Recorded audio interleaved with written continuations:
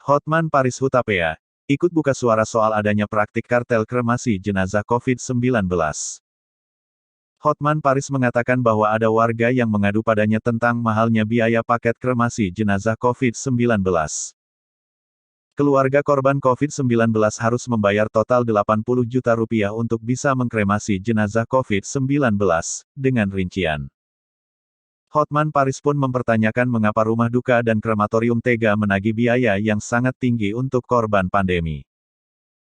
Ada warga ngadu ke saya, untuk biaya peti jenazah 25 juta, transport 7,5 juta, kremasi 45 juta, lain-lain 2,5 juta. Maka keluarga si korban harus membayar 80 juta untuk kremasi. Apakah kau bisa tersenyum saat simpan uangmu di atas penderitaan mayat keluarga orang lain? Kata Hotman melalui akun Instagram pribadinya, Selasa tanggal 20 Juli tahun 2021, @HotmanParisOfficial. Lebih lanjut, Hotman pun meminta Kapolri Jenderal Listio Sigit Prabowo agar bisa segera menindak rumah duka dan krematorium nakal tersebut. Kepada Bapak Kapolri, tolong segera kerahkan anak buahmu, tindak berdasarkan UU Perlindungan Konsumen.